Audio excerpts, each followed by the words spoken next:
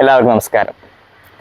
പാണ്ഡിമേളത്തെ പറ്റിയുള്ളൊരു ലളിതമായ വിവരണം കഴിഞ്ഞ വീഡിയോയിലൂടെ നിങ്ങളിലേക്ക് എത്തിക്കാൻ സാധിച്ചു എന്ന് വിശ്വസിക്കുന്നു.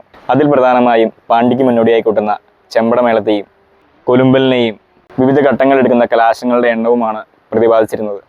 പാണ്ഡിമേളത്തിൻ്റെ വിശദീകരണം ഒരു ചെറിയ വീഡിയോയിലൂടെ ഒതുക്കുക എന്നത് ബുദ്ധിമുട്ടായതുകൊണ്ട് അതിൻ്റെ ബാക്കിയെന്നോണമാണ് ഇങ്ങനൊരു വീഡിയോ ചെയ്യുന്നത്. ഇതിൽ പ്രധാനമായും കൊലുമ്പലിൻ്റെ പ്രസക്തിയും പാണ്ഡിയുടെ വിവിധ ഘട്ടങ്ങളും അതിൻ്റെ കലാശങ്ങളുമാണ് ഈ വീഡിയോയിലൂടെ നമ്മൾ ചോദിച്ച് മനസ്സിലാക്കാൻ പോകുന്നത്. പാണ്ഡിമേളത്തിന് മുൻപ് പാണ്ഡി കൊലുമ്പുന്ന ഒരു സമ്പ്രദായം, അതിലേക്ക് പറയാനുള്ളത് പാണ്ഡിയുടെ കൊലുമ്പൽ എന്നത് പാണ്ഡിയുടെ മുഖമാണ്, അല്ലെങ്കിൽ ഒരു അലങ്കാരത്തിന്റെ ഭാഗമായിട്ടാണ് പാണ്ഡിയുടെ കൊലുമ്പൽ.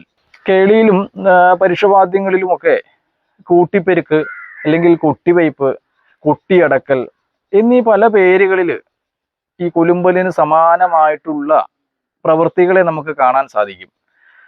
ഇതേപോലെ ഇത്ര വ്യാപ്തിയോട് കൂടിയിട്ട് അല്ലെങ്കിൽ ഇത്ര വിസ്തരിച്ച് ഇത്ര വിളംബിതമായിട്ടുള്ള ഒരു പ്രക്രിയ ആയിട്ടല്ല ഇവിടെയൊക്കെ ഈ കൊലുമ്പലുകളെ കാണാൻ സാധിക്കുന്നത്. പാണ്ഡിക്ക് വിസ്തരിച്ചുള്ള ഒരു കാലമിടിയിലില്ലാത്തത് കൊണ്ടാണ് ഈ കൊലുമ്പലിന് ഇത്ര കണ്ട ഒരു വ്യാപ്തി അല്ലെങ്കിൽ ഒരു പ്രസക്തി വന്നു ചേർന്നത് എന്ന് നമുക്ക് അവിടെ പറഞ്ഞു വയ്ക്കാം. അതല്ലാതെ മറ്റൊരു കാരണത്തെ നമുക്ക് ചൂണ്ടിക്കാട്ടാനുള്ളത് ക്ഷേത്ര അടിയന്തരാദി വിഷയങ്ങളിലൊക്കെ ശ്രീബലി, ശ്രീഭൂതബലി, ഉത്സവബലി തുടങ്ങിയ ചടങ്ങുകളിലൊക്കെ ഈ ത്രിപുട കൊട്ടുന്ന ഒരു ഭാഗത്ത് ത്രിപുടയിലേക്ക് കടക്കുന്നതിന് മുന്നോടിയായിട്ട് അതുവരെ ചെയ്തു വന്ന പ്രവൃത്തിയെ അവസാനിപ്പിച്ച് ഒരു കൊട്ടിവയ്പ്പിന്റെ മാതൃകയിൽ കൊട്ടിവെച്ചതിന് ശേഷമാണ് ഈ ത്രിപുടയെ നമ്മൾ കൊട്ടുന്നത്. അപ്പോൾ അതിൽ നിന്ന് നമുക്ക് ഏറെക്കുറെ മനസ്സിലാക്കേണ്ടത് ഈ ത്രിപുടയുടെ ഒരു അവതരണത്തിന് മുൻപ് ഇങ്ങനെ കൊട്ടിവെക്കുന്ന ഒരു സമ്പ്രദായം നമ്മുടെ ക്ഷേത്ര വാദ്യകലകളിൽ ഉണ്ടായിരുന്നു എന്നാണ് നമുക്ക് മനസ്സിലാക്കാൻ സാധിക്കുന്നത്. ഇവിടെ പാണ്ഡിമേളവും ത്രിപുട താളം തന്നെയാണ്. അതുകൊണ്ടും ആവാൻ ചിലപ്പോൾ ഈ ത്രിപുട കൊട്ടുന്നതിന് മുൻപ് അല്ലെ പാണ്ഡ്യ കൊട്ടുന്നതിന് മുൻപായിട്ട് ഇങ്ങനെ ഒരു കൊലുമ്പലിന്റെ ആവശ്യകത വന്നു ചേർന്നത് എന്ന് നമുക്ക് അനുമാനിക്കാം. അതുകൂടാതെ ഈ ആഘോഷത്തിന്റെ ഭാഗമായിട്ട്, അതായത് പള്ളിവേട്ട പോലെയുള്ള ആഘോഷ വേളകളിൽ ഈ ആചാര അനുഷ്ഠാനങ്ങൾ ആഘോഷത്തിന്റെ ഭാഗമായിട്ട് വന്നു ചേരുമ്പോൾ, ഇപ്പൊ പള്ളിവേട്ടയൊക്കെ വിളി കഴിഞ്ഞാൽ ആ പള്ളിവേട്ട വിളിക്ക് ശേഷം കുട്ടിയാർക്കുക എന്നൊരു സമ്പ്രദായമുണ്ട്. അവിടെയും നമ്മുടെ ഈ പാണ്ഡിയുടെ കൊലുമ്പലിന്റെ അല്ലെങ്കിൽ പാണ്ഡിയുടെ കൊലുമ്പൽ ഒരു മുറുകിയ വേഗതയിൽ നമ്മൾ അവതരിപ്പിച്ച് കാണുന്നുണ്ട്. ഇവിടെ പാണ്ഡിമേളവും ഒരു ആഘോഷമേളമാണ് എന്ന് നമ്മൾ പറഞ്ഞു വെച്ചു. അപ്പൊ അങ്ങനെ ഒരു കാഴ്ചപ്പാടോട് കൂടിയിട്ടും ചിലപ്പോൾ ഈ കൊലുമ്പൽ ഇവിടെ വന്നു ചേരാനുള്ളൊരു സാധ്യത അങ്ങനെയും നമുക്ക് ചിന്തിക്കാം. 7 അക്ഷരകാല ദൈർഘ്യം വരുന്ന ത്രിപുട താളത്തിന്റെ 2 താളവട്ട ദൈർഘ്യത്തിലേക്കാണ് പാണ്ഡിമേളത്തിന് കാലമിടുന്നത്. ത കീ ത ത ക ധീമി ത കീ ത ത ക ധീമി താം. തക്കിട്ട തക ധിമി എന്നും അല്ലെങ്കിൽ തക്കിട്ട തക്ക തക്ക എന്നും നമ്മളിവിടെ ചൊൽക്കൊട്ടിനെ പറഞ്ഞ് അവതരിപ്പിക്കാറുണ്ട്. അതില് ഒന്നാമത്തെ ത്രിപുട താളവട്ടത്തെ തക്കിട്ട എന്ന താളാങ്കത്തില് ഒരു നേർകോൽ കൊണ്ടുള്ള ഒരു അടിയെ കൊണ്ടും തകതിമി എന്ന താളാങ്കത്തെ ഒരു ഉരുളുകോലിനെ കൊണ്ടും അവതരിപ്പിച്ചാണ് ആ ഒരു താളവട്ട ദൈർഘ്യത്തെ നമ്മൾ പ്രകടമാക്കുന്നത്. രണ്ടാമത്തെ താളവട്ടത്തെ അതിനെ ഒരു ചാപ്പു താളത്തിന്റെ മാതൃകയിൽ എല്ലാ തകാരങ്ങൾക്കും ഇടന്തലവട്ടത്തിൽ കൂട്ടി രണ്ടാമത്തെ താളവട്ട ദൈർഘ്യത്തെ നമ്മൾ പ്രകടമാക്കുന്നു. ആദ്യത്തെ താളവട്ടത്തിന്റെ തകാരത്തില് ചെണ്ട, വലന്തല, താളം ഇവ മൂന്നും കൂടിയിട്ട് ഒരു നേർകോൽ പ്രയോഗം, ശേഷം ഒരു ഉരുളുകോല്. രണ്ടാമത്തെ താളവട്ടത്തിൽ എല്ലാ തകാരങ്ങളിലേക്കും ഇതേപോലെ തന്നെ ചെണ്ട, വലന്തല, ഇലത്താളം എന്നിവയെ കൊണ്ട് പ്രകടമാക്കുന്നു. അതെങ്ങനെയാണ് എന്ന് നമുക്കൊന്ന് പറഞ്ഞു നോക്കാം. ഡേ ദരികട തക തരികട തക തരികട തക തരികട തക തക തരകാം ഡേ ഡേ ഡേ ഡേ. കാലമിട്ടതിന് ശേഷം അടച്ചു പിടിക്കുന്ന ഘട്ടം. ഈ അടച്ചു പിടിക്കുന്ന ഘട്ടത്തിലെ ആ നിലകളാണ് നമുക്കൊന്ന് ഇനി പരിശോധിക്കേണ്ടത്. 6+4+4 എന്നാണ് അവിടെ ത്രിപുടയുടെ താളാങ്കം 2 കള ചൗക്കത്തിൽ നിലനിൽക്കുന്നത്. അതിനെ നമ്മൾ കാഴ്ചയ്ക്ക് അല്ലെങ്കിൽ പ്രത്യക്ഷത്തിൽ 6+8, അതായത് ആദ്യത്തെ ഒരു താളാങ്കത്തിന്റെ 6ഉം 2ഉം 3ഉം താളാങ്കങ്ങളെ ചേർത്ത് 8 എന്ന ഒരു ഘടനയോട് കൂടിയിട്ടാണ് അവിടെ താളം പിടിക്കുന്നത്. അതായത് 6 അക്ഷരകാലത്തിന്റെ 6 മാത്രാ ദൈർഘ്യത്തിന്റെ ഒരു താളാങ്കവും ഒരു തൂക്കു ഘടനയിലുള്ള 8 മാത്രാ ദൈർഘ്യത്തിന്റെ രണ്ടാമത്തെ താളാങ്കവും. അതെങ്ങനെയാണ് താളം പിടിച്ച് അതിലേക്ക് നിലകളെ വിന്യസിക്കുന്നത് എന്നൊന്ന് പരിശോധിക്കാം.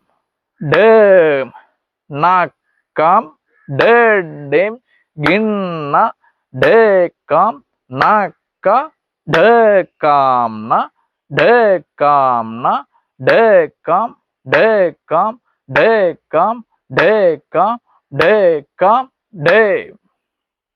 ഇങ്ങനെയാണ് അവിടെ നിലകളെ വിന്യസിക്കുന്നത്.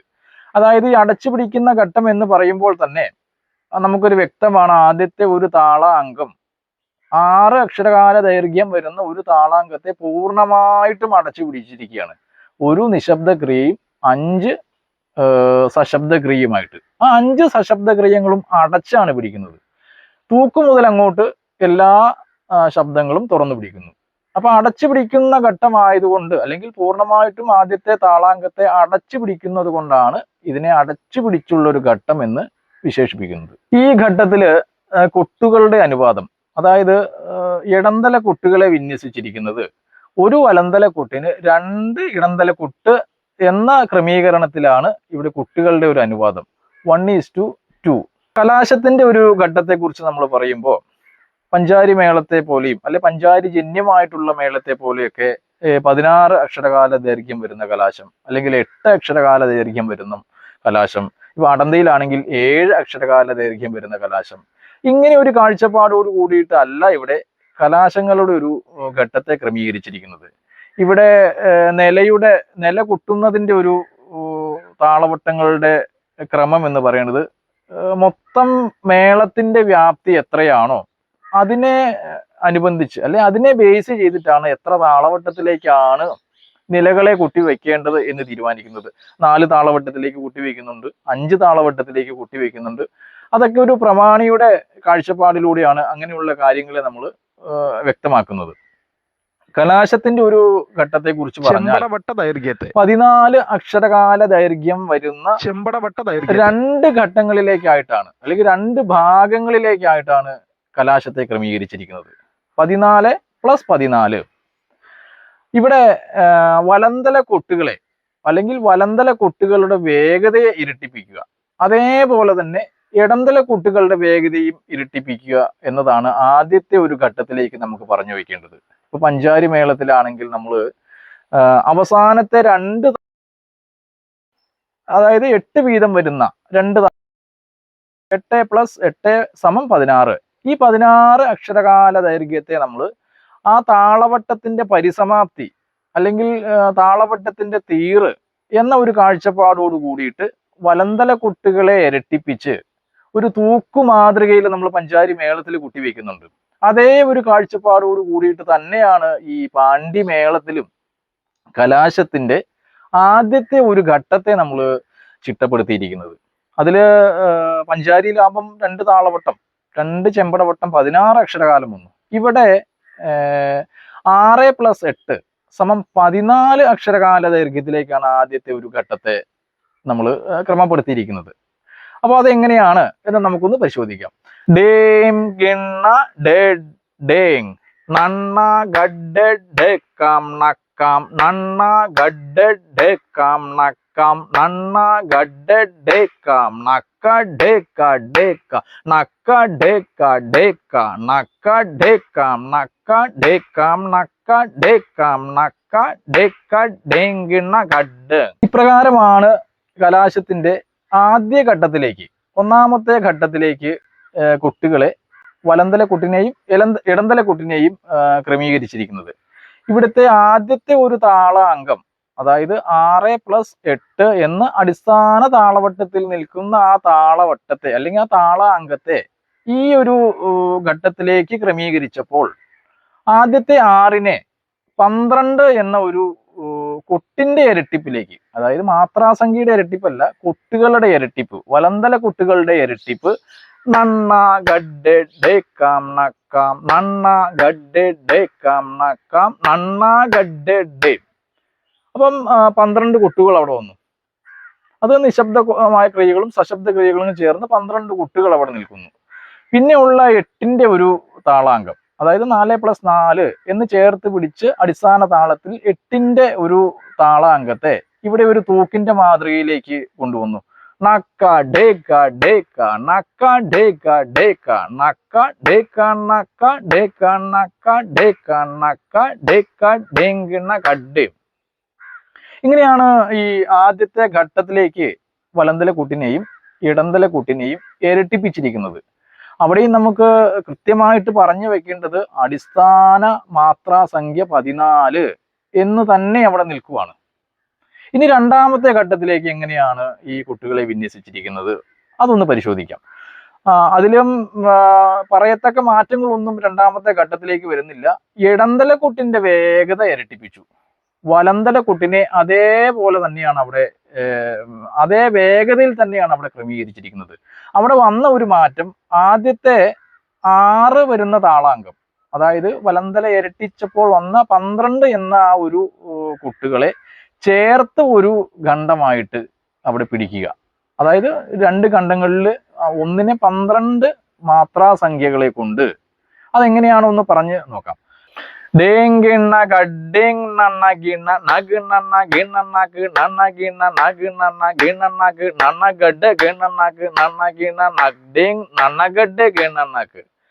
ഇപ്രകാരമാണ് ആദ്യത്തെ ഒരു താളാങ്കത്തെ ചേർത്ത് പിടിച്ച് നമ്മൾ അവിടെ ചിട്ടപ്പെടുത്തിയിരിക്കുന്നത്. അതായത് 4+4+4 എന്ന് നമ്മൾ ആദ്യത്തെ ഘട്ടത്തിൽ മുറിച്ച് പിടിച്ച ആ ഒരു ഖണ്ഡത്തെ ഇവിടെ ചേർത്ത് പിടിച്ചു എന്നുള്ളൊരു മാറ്റമേ ഇവിടെ നമ്മൾ വരുത്തിയിട്ടുള്ളൂ. അതിനുശേഷം അങ്ങോട്ട് ആദ്യം പിടിച്ച പോലെ തന്നെയുള്ള തൂക്ക്. അപ്പൊ അതെങ്ങനെയാണെന്ന് നമുക്ക് മൊത്തത്തിൽ ഒന്ന് പറഞ്ഞു നോക്കാം. ഡേങ്കിണ്ണ ഗഡ്ഡേങ് നണ്ണ ഗിണ്ണ നഗിണ്ണ ഗിണ്ണക്ക് നണ്ണ ഗിണ്ണ നഗിണ്ണ ഗിണ്ണക്ക് നണ്ണ ഗഡ് ഗിണ്ണക്ക് നണ്ണ ഗിണ്ണ നഗ്ഡിങ് നണ്ണ ഗഡ് ഗിണ്ണക്ക് ഡഡ് ഗഡ് നഗ് ഡഡ് ഗഡ് ഡഡ് ഗഡ് നഗ് ഡഡ് ഗഡ് ഡേ ഗണ്ണക്ക ഡഡിൻ ഗിണ്ണക്ക നഗഡേങ് ഗിണ്ണക്ക് ഡേ ഗണ്ണക്ക് ഡഗ്. ആ രണ്ടാമത്തെ ഘട്ടത്തിന്റെ അവസാനം 4 അക്ഷരകാല ദൈർഘ്യത്തിലേക്ക്, അതായത് നമ്മൾ 4 അക്ഷരകാലം എന്ന് പറയുന്നത് അടിസ്ഥാന താളവട്ടത്തിന്റെ അക്ഷരകാലത്തെ ബേസ് ചെയ്തിട്ടാണ്.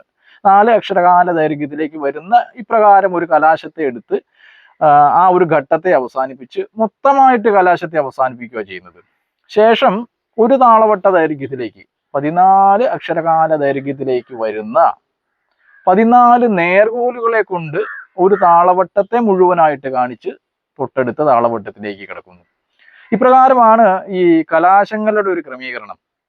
ഇവിടെ അക്ഷരകാലത്തിന്റെ അനുപാതം അതൊന്ന് പറഞ്ഞു വെച്ചാൽ, നിലയിൽ നമ്മൾ പറഞ്ഞു 1:2 എന്ന അനുപാതത്തിലാണ് ഇടന്തല കുട്ടികളെ വിന്യസിച്ചിരിക്കുന്നത്. അപ്പൊ 14 അക്ഷരകാല ദൈർഘ്യം വരുന്ന അല്ലെങ്കിൽ 14 മാത്രാസംഖ്യ വരുന്ന താളവട്ടത്തിലേക്ക് 28 ഇടന്തല കുട്ട് വരുന്നുണ്ട്. ആ 28 ഇടന്തല കുട്ടുകളെ അല്ലെങ്കിൽ ആ മാത്രാസംഖ്യയെ നമ്മൾ രണ്ടാമത്തെ കലാശത്തിന്റെ ഭാഗമായിട്ട് നമ്മൾ ഇരട്ടിപ്പിച്ചപ്പോൾ ആദ്യത്തെ ഘട്ടത്തിൽ 1:4 ആണ് അവിടെ കുട്ടുകളുടെ അനുപാതം. അപ്പം 56 ഇടന്തല കുട്ടുകൾ വന്നു ആദ്യത്തെ ഘട്ടത്തിൽ. രണ്ടാമത്തെ ഘട്ടത്തിലേക്ക് വലന്തലക്കൂട്ട് ഇരട്ടിക്കുന്നില്ല, പക്ഷെ ഇടന്തലക്കൂട്ട് അവിടെയും ഇരട്ടിപ്പിക്കുക. അപ്പൊ അവിടെ ഇരട്ടിപ്പിച്ച കൊട്ടിന്റെ അനുപാതം എന്ന് പറയുന്നത് ഒരു വലന്തല കൊട്ടിന് 8 ഇടന്തല കൊട്ട് എന്ന കണക്കിന്, അതായത് 1:8 എന്ന അനുപാതത്തില് 112 ഇടന്തല കുട്ടുകളാണ് രണ്ടാമത്തെ ഘട്ടത്തിലേക്ക് നമ്മൾ വിന്യസിച്ചിരിക്കുന്നത്. ഇതാണ് ഈ കുട്ടുകളുടെ അനുപാതത്തെ കുറിച്ച് നമുക്ക് പൊതുവായിട്ട് ആദ്യത്തെ ഘട്ടത്തിലേക്ക് പറഞ്ഞു വയ്ക്കാനുള്ളത്. രണ്ടാമത്തെ ഘട്ടം, അതായത് പാണ്ടി തുറന്ന് പിടിച്ച് തുടങ്ങുന്ന ഘട്ടം, അതിലേക്ക് നമ്മൾ നിലകളെ വിന്യസിച്ചിരിക്കുന്നത്, അല്ലെങ്കിൽ എങ്ങനെയാണ് ആ നിലകൾക്ക് താളം പിടിക്കുന്ന സമ്പ്രദായം, ഈ തുറന്ന് പിടിച്ച് തുടങ്ങുന്ന ഒരു സമ്പ്രദായം അതെങ്ങനെയാണ് എന്ന് നമുക്കൊന്ന് പരിശോധിക്കാം. 6+8 = 14, അതായത് 6ന്റെ ഒരു താളാങ്കവും തൂക്കുമാതൃകയിലുള്ള 8ന്റെ ഒരു താളാങ്കവും, അങ്ങനെയാണ് ആദ്യത്തെ ഘട്ടത്തിൽ നമ്മൾ നിലകളെ വിന്യസിച്ചിരിക്കുന്നത് എന്ന് നമ്മൾ പറഞ്ഞു വെച്ചു. ഈ രണ്ടാമത്തെ ഘട്ടത്തിലേക്ക് വരുമ്പോൾ അതിൽ ആദ്യത്തെ ഘട്ടത്തിൽ 6നെയും 5 പൊത്തി പിടിച്ച അല്ലെ അടച്ചു പിടിക്കുന്ന ഒരു ഘട്ടമായിട്ടാണ് നമ്മൾ അവിടെ പറഞ്ഞു വെച്ചു. ഈ ഘട്ടത്തിലേക്ക് വരുമ്പോൾ ഈ താളത്തോട് ചേർന്ന് നിൽക്കുന്ന ശബ്ദങ്ങളെ, ഫോക്കസ് ചെയ്ത് നിൽക്കുന്ന ശബ്ദങ്ങളെ തുറന്നു പിടിക്കുക. 6 ശബ്ദങ്ങളിലും ഒന്നിടപെട്ട ശബ്ദങ്ങളെ നമ്മൾ തുറന്നു കൂട്ടുന്നു. അതെങ്ങനെയാണ് എന്ന് നമുക്കൊന്ന് പരിശോധിക്കാം. ഡേക്കാം നക്ക ഡേ ഗിണ്ണ ഡേക്കാം നക്ക ഡേക്കാം ന ഡേക്കാം ന ഡേക്കാം ഡേക്കാം ഡേക്കാം ഡേക്കാം ഡേക്കാം ഡേ.